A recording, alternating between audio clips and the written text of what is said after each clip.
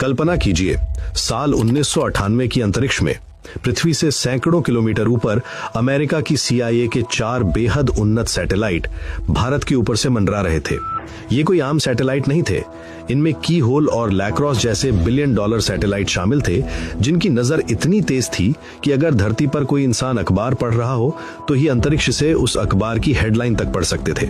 America को पूरा घमंड था कि उसकी मर्जी के बिना भारत का एक पत्ता भी नहीं खड़क सकता। अमेरिकी खुफिया एजेंसियों को 100% यकीन था कि भारत के हर कदम, हर विचार पर उनकी पैनी नजर है। लेकिन नीचे राजस्थान के थार रेगिस्तान की झुलसा देने वाली गर्मी में एक ऐसा खेल चल रहा था जो CIA के इतिहास की सबसे बड़ी विफलता, सबसे बड़ी हार बनने वाला था। रेत के उन ऊंचे टीलों के बीच भारतीय सेना की वर्दी पहने कुछ लोग एक ऐसा काम कर रहे थे जिसने पूरी दुनिया को अंधा कर दिया था। ये लोग कोई आम सैनिक नहीं थे, बल्कि इनके कंधों पर पूरे देश का भविष्य टिका था। इनका नेतृत्व कर रहा था एक ऐसा शख्स जिसके नेम प्लेट पर लिखा था डॉक्टर APJ अब्दुल कलाम। आखिर देश के सबसे बड़े वैज्ञानिक को सेना की वर्दी क्यों पहननी पड़ी?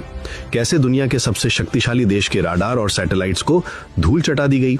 और कैसे भारत ने वो किया जिसकी भनक अमेरिका को तब लगी जब धरती फट चुकी थी और आसमान में करेत का विशाल बवंडर उठ चुका था? ये कोई फिल्मी कहानी नहीं है। ये भारत के स्वाभिमान, साहस और विज्ञान की सबसे बड़ी, सबसे रहस्यमयी और सच्ची दास्तान है ऑपरेशन शक्ति। पोखरण 2 की वो गुप्त कहानी जिसे सुनकर आज भी हर भारतीय का सीना गर्व से चौड़ा हो जाता है।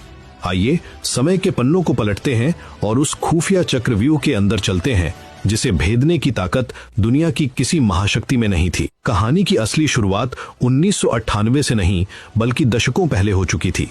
जब भारत 1947 में आजाद हुआ तो दुनिया 2 गुटों में बढ़ चुकी थी।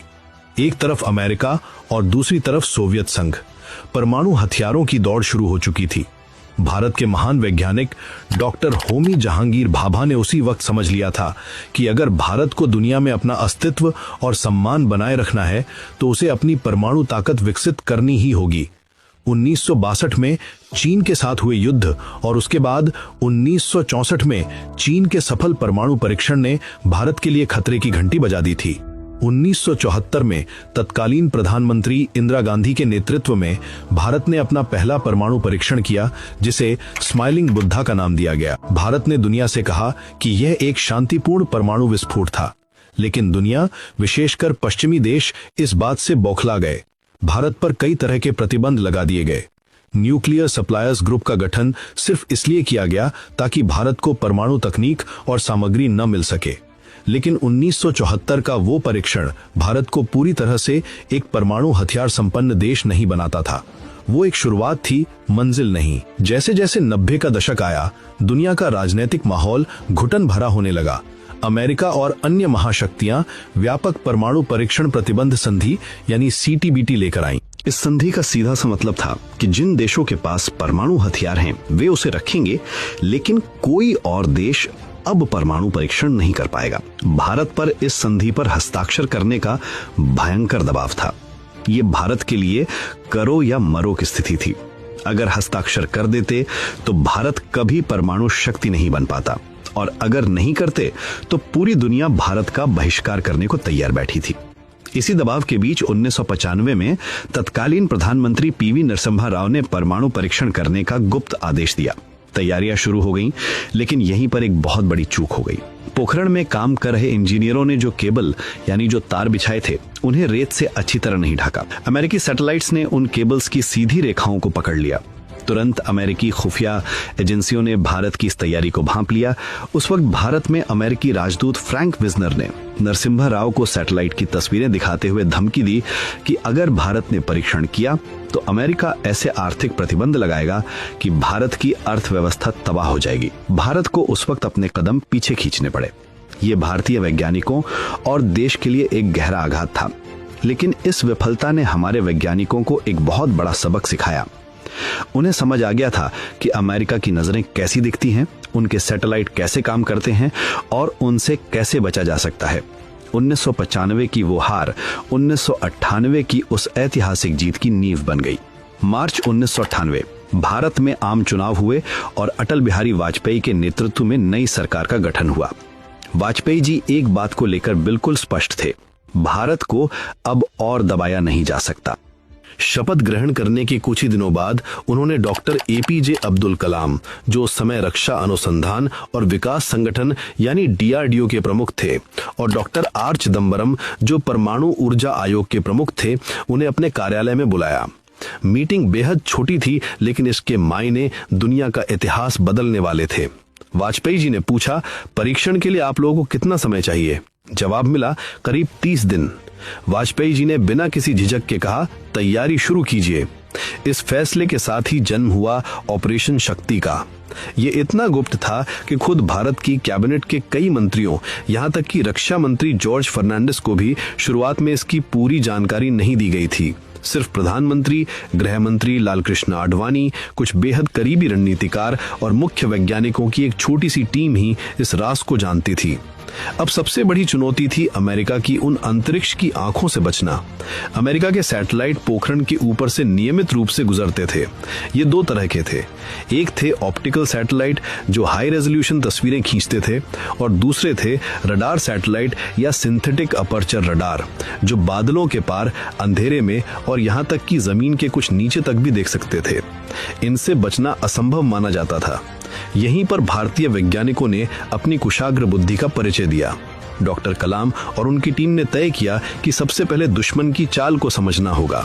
उन्होंने बेंगलुरु स्थित इंडियन इंस्टीट्यूट ऑफ एस्ट्रोफिजिक्स के वैज्ञानिकों की मदद ली। उनका काम था ये कैलकुलेट करना कि अमेरिकी सैटेलाइट ठीक किस समय पोखरण के ऊपर से गुजरते हैं, उनकी दिशा क्या होती है, और उनका ब्लाइंड स्पॉट, यानी जो वो देख नहीं पाते, वो समय पोखरण पर नहीं होती, कब और कितने समय का होता है। कैलकुलेशन से पता चला कि अमेरिकी सैटेलाइट्स के बीच कुछ घंटों का एक गैप होता था, जो ज्यादातर देर रात या अल सुबह का समय होता था। यही वो विंडो थी जिसमें भारत को अपना पूरा काम करना था। अब पोखरण की फील्ड पर आते हैं। यहाँ काम करने की जिम्मेदारी भारतीय सेना की 58वीं इंजीनियर रेजिमेंट को दी गई थी, जिसका नेतृत्व कर्नल गोपाल कौशिक कर रहे थे। सेना को क्यों चुना गया? क्योंकि सीमा के पास रेगिस्तान में सेना की आवाजाही को अमेरिकी सैटेलाइट एक नियमित गतिविधि मानते थे। अगर अचानक बहुत सारे वैज्ञानिकों की गाड़ियां वहां जाती तो CIA का माथा तुरंत ठनक जाता। इसलिए एक बहुत ही चालाक योजना बनाई गई। कोई भी वैज्ञानिक अपने असली नाम और रूप में पोखरण नहीं जाएगा। सबने भारतीय सेना की वर्दी पहन ली। डॉक्टर APJ अब्दुल कलाम बन गए major general Prithviraj. Doctor R Chidambaram को नाम मिला मेजर जनरल नटराज, और भाभा परमाणु अनुसंधान केंद्र यानी BARC के निदेशक डॉक्टर अनिल काकोडकर बन गए मेजर जनरल मत्स्य। DRDO के डॉक्टर K संथानम को कर्नल सिरीस का नाम दिया गया। इन सभी को सेना के अनुशासन, बात करने का तरीका और चाल ढाल की बाकायदा ट्रेनिंग दी गई, ताकि सैटेलाइट से या किसी जासूस की नजर से देखने पर वे पक्के फौजी लगे। रेगिस्तान का तापमान 50 डिग्री सेल्सियस के पार रहता था। दिन के समय काम पूरी तरह बंद रहता था। जैसे ही अंधेरा होता और सैटेलाइट्स की नजर हटती, 58वीं रेजिमेंट और वैज्ञानिक काम पर लग जाते। काम क्या था? जमीन के अंदर सैकड़ों मीटर गहरे कुएं यानी शाफ्ट खोदना, ताकि वहां परमाणु बमों को रखा जा सके। इन कुओं के कोड नेम भी बड़े दिलचस्प रखे गए थे। व्हाइट हाउस, ताजमहल और कुंभकर्ण। कुंभकर्ण नाम इसलिए रखा गया था क्योंकि एक शाफ्ट में पानी निकल आया था, जिसे सुखाने में बहुत समय लग रहा था, मानो वहां सो रहा हो। रात के अंधेरे में बुलडोजर और खुदाई करने वाली मशीनें चालू होती, भारी मात्रा में रेत निकाली जाती। लेकिन सबसे बड़ा रहस्यमयी काम तब शुरू होता था जब सुबह होने वाली होती थी। सुबह होने से पहले सैटेलाइट के वापस आने का समय हो जाता था। 58वीं रेजिमेंट के जवानों को यह सुनिश्चित करना होता था कि रात में किया गया कोई भी काम सैटेलाइट को नजर ना आए। इसके लिए वे क्या करते थे? जो रेत रात में खोदी जाती थी, उसे पहाड़ों के आकार में इस तरह बिछाया जाता था कि वह हवा से बने प्राकृतिक रेत के टीलों जैसी लगे। टायरों के निशान, बुलडोजर के ट्रैक, ये जवान अपने पीछे झाड़ियां और कांटेदार टहनियां बांधकर रेत पर चलते थे, ताकि हवा और झाड़ियों से सारे निशान मिट जाएं। जब सुबह सैटेलाइट वहां की तस्वीर लेता तो उसे सिर्फ शांत वीरान रेगिस्तान नजर आता। लेकिन चुनौती सिर्फ इतनी ही नहीं थी। 1995 की सबसे बड़ी गलती थी केबल्स का खुला रह जाना। इस बार कोई चांस नहीं लिया जा सकता था। मोटे मोटे तार जो उपकरणों को कंट्रोल रूम से जोड़ते थे, उन्हें बिछाने के लिए सीधी खाइयां नहीं खोदी गईं, क्योंकि सीधी रेखाएं प्रकृति में नहीं पाई जाती और सैटेलाइट उन्हें तुरंत पहचान लेते हैं। इसके बजाय हवा के रुख और प्राकृतिक टीलों के आकार के अनुसार आड़ी तिरछी खाइयां खोदी गईं और तारों को रेत के नीचे गहराई में दबा दिया गया। यहां तक कि जो मशीनें खुदाई के लिए इस्तेमाल की जाती थीं, उन्हें सुबह होने से पहले वापस उनकी तय जगह पर उसी दिशा में और उसी एंगल पे खड़ा किया जाता था जिस एंगल पे वे एक दिन पहले खड़ी थीं। अगर एक बुलडोजर कल उत्तर दिशा की तरफ मुंह करके खड़ा था, तो आज सुबह भी उसे उसी जगह उसी दिशा में खड़ा होना था, ताकि सैटेलाइट को लगे कि ये मशीन महीनों से यहीं पड़ी है और इसका कोई इस्तेमाल नहीं हो रहा है। अब समय आ गया था सबसे महत्वपूर्ण चीज को पोखरण तक पहुंचाने का, परमाणु बम का कोर, यानी वो प्लूटोनियम और यूरेनियम जिससे धमाका होना था। इसे मुंबई के भाभा परमाणु अनुसंधान केंद्र से राजस्थान लाना था।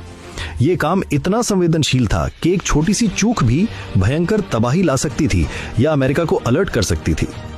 मई की शुरुआत में इन खतरनाक और बेहद कीमती कोर्स को साधारण लकड़ी के बक्सों और एप्पल की पेटियों में पैक किया गया। कोई भारी सुरक्षा काफिला नहीं, कोई सायरन बजाती गाड़ियां नहीं, बिल्कुल सामान्य तरीके से इन्हें मुंबई के सांता क्रूज हवाई अड्डे पे लाया गया। वहां से भारतीय वायुसेना के AN-32 परिवहन विमान से इन्हें रात के अंधेरे में जैसलमेर बेस पे उतारा गया। जैसलमेर से पोखरण तक की यात्रा और भी डरावनी थी। सेना के सामान्य ट्रकों में इन बक्सों को रखा गया। सड़कों पे कोई अतिरिक्त पुलिस नहीं थी। अगर किसी ने उन ट्रकों को देखा भी होगा तो उसे लगा होगा कि सेना का कोई सामान्य राशन या उपकरण जा रहा है। यही वो असली डिसेप्शन था जिसने अमेरिका की नींद उड़ा दी थी। जैसे जैसे 11 मई की तारीख करीब आ रही थी, तनाव अपने चरम पर था। नई दिल्ली में प्रधानमंत्री आवास पर अटल बिहारी वाजपेयी, ब्रजेश मिश्रा और कुछ चुनिंदा लोग हर मिनट की अपडेट ले रहे थे। उधर पोखरण में कुओं के अंदर बमों को स्थापित कर दिया गया था। बमों को कुओं की गहराई में ले जाकर उनके ऊपर कंक्रीट और रेत के भारी प्लग डाल दिए गए थे, ताकि धमाके की कोई भी रेडियो एक्टिव किरण बाहर ना आ सके। 10 मई की रात सारे कनेक्शन चेक कर लिए गए। डॉक्टर कलाम, डॉक्टर चिदम्बरम और अन्य वैज्ञानिक कंट्रोल रूम में मौजूद थे। कंट्रोल रूम से शाफ्ट्स की दूरी कुछ किलोमीटर की थी। 11 मई 1998 की सुबह, ये वो दिन था जो भारत का इतिहास बदलने वाला था। सब कुछ तैयार था, बस बटन दबाने की देरी थी। लेकिन तभी प्रकृति ने एक भयानक खेल खेल दिया। अचानक पोखरण में हवा की दिशा बदल गई। तेज हवाएं चलने लगीं और सबसे डरावनी बात यह थी कि हवा का रुख पास ही स्थित खेतोलई गांव की तरफ था। हालांकि वैज्ञानिकों को पूरा विश्वास था कि धमाके के बाद कोई भी रेडिएशन जमीन से बाहर नहीं निकलेगा। उन्होंने शाफ्ट को पूरी तरह सील कर दिया था, लेकिन विज्ञान में 100% गारंटी किसी चीज की नहीं होती। अगर कोई दरार पड़ जाती, अगर थोड़ी सी भी रेडियो एक्टिव गैस बाहर लीक हो जाती, तो हवा के साथ वो गैस सीधे खेतोलई गांव तक पहुंच जाती। इससे वहां के ग्रामीणों की जान को गंभीर खतरा हो सकता था। डॉक्टर कलाम और डॉक्टर काकोदकर किसी भी कीमत पर अपने देशवासियों की जान जोखिम में नहीं डालना चाहते थे। बटन दबाने का समय सुबह तय किया गया था, लेकिन हवा की दिशा के कारण परीक्षण को रोक दिया गया। दिल्ली में प्रधानमंत्री कार्यालय में बेचैनी बढ़ने लगी। हर गुजरता मिनट खतरे को बढ़ा रहा था। अमेरिकी सैटेलाइट्स कभी भी वापस आ सकते थे। अगर सैटेलाइट्स ने इस आखिरी वक्त में कुछ असामान्य देख लिया तो अमेरिका तुरंत एक्शन ले सकता था। लेकिन वैज्ञानिकों का फैसला अटल था। जब तक हवा की दिशा सुरक्षित नहीं होती, परीक्षण नहीं होगा। घंटों बीत गए। नियंत्रण कक्ष में सन्नाटा पसरा था। सब लोग मौसम विज्ञान विभाग के उपकरणों पर नजरें गड़ाए बैठे थे। दोपहर हो गई। गर्मी अपने चरम पर थी। पसीने से लथपथ वैज्ञानिक बस प्रार्थना कर रहे थे। दोपहर करीब 3 बजे अचानक मौसम में बदलाव आना शुरू हुआ। हवा की दिशा खेतोलई गांव से मुड़कर विपरीत दिशा की ओर होने लगी। ये वो क्षण था जिसका सबको इंतजार था। वैज्ञानिकों ने एक दूसरे की तरफ देखा। डॉक्टर कलाम ने दिल्ली संपर्क किया और कहा, wind is clear, we are ready. उधर से प्रधानमंत्री वाजपेयी जी की शांत लेकिन दृढ़ आवाज आई, गो अहेड, यानी आगे बढ़िए। समय तय किया गया, दोपहर 3:45।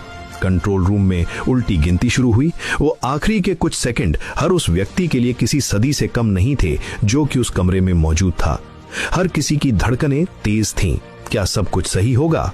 क्या बम फटेंगे? क्या रेडिएशन बाहर आएगा? ये सारे सवाल उनके दिमाग में हथौड़े की तरह बज रहे थे। -10, 9, 8, 7, 6, 5, 4, 3, 2, 1, 0। बटन दबा दिया गया। कुछ सेकंड तक कुछ नहीं हुआ। चारों तरफ बस एक अजीब सी खामोशी थी और फिर अचानक रेगिस्तान की वो सूखी और शांत धरती ऐसे कांप उठी जैसे कोई सोता हुआ दैत्य जाग गया हो। एक भयंकर गड़गड़ाहट के साथ पूरी जमीन थरथरा गई। कंट्रोल रूम की इमारत जोर जोर से हिलने लगी। ऐसा लगा जैसे कोई बहुत बड़ा भूकंप आ गया हो। और सामने जहां कुएं खोदे गए थे वहां की जमीन अचानक एक पहाड़ की तरह ऊपर उठने लगी। रेत और धूल का एक विशाल गुंबद आसमान की तरफ उठा। ये इतना भयंकर था कि जमीन के अंदर कई हजार डिग्री सेल्सियस का तापमान पैदा हो गया था, जिसने चट्टानों को भी पिघला दिया था। भारत ने एक साथ 3 परमाणु परीक्षण किए थे, एक थर्मोन्यूक्लियर, एक फिशन बम यानी परमाणु बम और एक सब किलोटन उपकरण। ये एक पूर्ण और सफल परीक्षण था। धूल का बवंडर छटने लगा। वैज्ञानिकों के चेहरे पर जो तनाव था वो अब एक असीम खुशी और गर्व के आंसुओं में बदल चुका था। डॉक्टर कलाम और उनकी टीम ने एक दूसरे को गले लगा लिया। भारत अब एक घोषित परमाणु शक्ति बन चुका था। संदेश दिल्ली भेजा गया, बुद्धा है स्माइल्ड अगेन, यानी बुद्ध फिर मुस्कुराए हैं। कुछ ही देर बाद नई दिल्ली में प्रधानमंत्री आवास पर अटल बिहारी वाजपेयी जी पत्रकारों के सामने आए। दुनिया के किसी भी पत्रकार को भनक तक नहीं थी कि प्रेस कॉन्फ्रेंस किस लिए बुलाई गई है। वाजपेयी जी ने अपने शांत और गंभीर स्वभाव में माइक पर आकर केवल एक छोटा सा बयान पढ़ा। आज दोपहर के 3:45 बजे भारत ने पोखरण रेंज में 3 भूमिगत परमाणु परीक्षण किए हैं। ये परीक्षण पूरी तरह से सफल रहे हैं और वायुमंडल में कोई भी रेडियो एक्टिव तत्व नहीं फैला है। भारत अब एक परमाणु हथियार संपन्न राष्ट्र है। ये बयान इतना छोटा था, लेकिन इसकी गूंज पूरी दुनिया में एक महाविस्फोट की तरह सुनाई दी। वॉशिंगटन डीसी में अमेरिकी राष्ट्रपति बिल क्लिंटन को आधी रात को जगाया गया। जब उन्हें खबर दी गई कि भारत ने परमाणु परीक्षण कर लिया है तो वे सन्न रह गए। पूरी अमेरिकी खुफिया मशीनरी, CIA और पेंटागन में हड़कंप मच गया। CIA के निदेशक जॉर्ज टेनेट के पास कोई जवाब नहीं था। अमेरिका के अरबों डॉलर के सैटेलाइट, उनके हजारों खुफिया एजेंट सब के सब धरे रह गए थे। पूरी अमेरिकी मीडिया ने अगले दिन CIA की धज्जी न उड़ा दी। इसे डेकेड का सबसे बड़ा इंटेलिजेंस फेलियर, यानी दशक की सबसे बड़ी खुफिया नाकामी करार दिया गया। CIA समझ ही नहीं पा रही थी कि भारत के वैज्ञानिकों ने उन्हें चकमा कैसे दिया। उन्हें यकीन ही नहीं हो रहा था कि भारत के लोग उनके सैटेलाइट्स की टाइमिंग जानकर, रात के अंधेरे में काम करके और रेत को वापस उसकी जगह पर रखकर इतना बड़ा काम कर सकते हैं। परीक्षण के ठीक 2 दिन बाद 13 मई 1998 को भारत ने 2 और छोटे परीक्षण किए, जिससे कुल संख्या 5 हो गई। ऑपरेशन शक्ति पूरी तरह से संपन्न हो चुका था। इसके बाद जो हुआ वो भी कम खौफनाक नहीं था। अमेरिका, जापान और कई यूरोपीय देशों ने भारत पर कड़े आर्थिक प्रतिबंध लगा दिए। भारत को अंतर्राष्ट्रीय ऋण मिलना बंद हो गया। विदेशी निवेश रोक दिया गया। दुनिया को लगा कि भारत की अर्थव्यवस्था कुछ ही महीनों में घुटने टेक देगी। लेकिन ये भारत था, एक नया भारत। वाजपेयी जी की सरकार और भारत की जनता ने इन प्रतिबंधों का डटकर सामना किया। अप्रवासी भारतीयों NRIs ने आगे बढ़कर रिसर्जेंट इंडिया बॉन्ड्स में भारी निवेश किया और देश के विदेशी मुद्रा भंडार को खाली नहीं होने दिया। धीरे धीरे दुनिया को समझ में आ गया कि भारत को ना तो डराया जा सकता है और ना ही उसे अलग थलग किया जा सकता है। कुछ ही सालों में अमेरिका सहित सभी देशों को अपने प्रतिबंध हटाने पड़े और भारत को एक जिम्मेदार परमाणु शक्ति के रूप में मान्यता देनी पड़ी। आज जब हम पीछे मुड़कर देखते हैं तो पोखरण 2 सिर्फ एक सैन्य परीक्षण नहीं लगता, ये एक उद्घोष था। ये उन वैज्ञानिकों के अदम्य साहस, समर्पण और बुद्धिमत्ता की कहानी है जिन्होंने बिना किसी सुख सुविधा के 50 डिग्री की तपती रेत में देश के दुश्मनों को अंधा करके भारत माता के माथे पर एक अजय होने का तिलक लगाया था। ये कहानी हमें सिखाती है कि जब एक राष्ट्र अपने संकल्प पर अडिग हो जाता है, जब उसके नागरिक अपने देश की सुरक्षा के लिए अपनी जान दांव पर लगा देते हैं, तो दुनिया की कोई भी महाशक्ति, कोई भी सैटेलाइट और कोई भी तकनीक उन्हें रोक नहीं सकती। ऑपरेशन शक्ति के उन गुमनाम नायकों, सेना के उन जवानों और हमारे महान वैज्ञानिकों को ये देश कभी नहीं भूल सकता। उनकी इसी खामोश मेहनत की बदौलत आज हम चैन की नींद सोते हैं, क्योंकि दुनिया जानती है कि भारत अब किसी की धमकियों से डरने वाला देश नहीं है। ये थी पोखरण के उन दहकते हुए रेगिस्तानों के सीने में दबी वो सच्ची दास्तान जिसने भारत को हमेशा के लिए एक विश्व शक्ति बना दिया। दोस्तों, अगर पोखरण की इस गुप्त दास्तान ने आपके रोंगटे खड़े कर दिए हैं तो इस वीडियो को लाइक करके उन वैज्ञानिकों के साहस को सलाम जरूर करें। इस गौरवशाली और हिडन कहानी को अपने दोस्तों के साथ शेयर करना ना भूलें ताकि हर भारतीय को अपने देश की इस जीत का पता चल सके। इतिहास और रहस्यों की ऐसी ही अनसुनी कहानियों के लिए अभी सब्सक्राइब करें आपके अपने चैनल डॉक्कू हिडन को। याद रखिए, सच कहीं ना कहीं छुपा होता है और हम उसे आपके सामने लाते हैं। जय हिंद।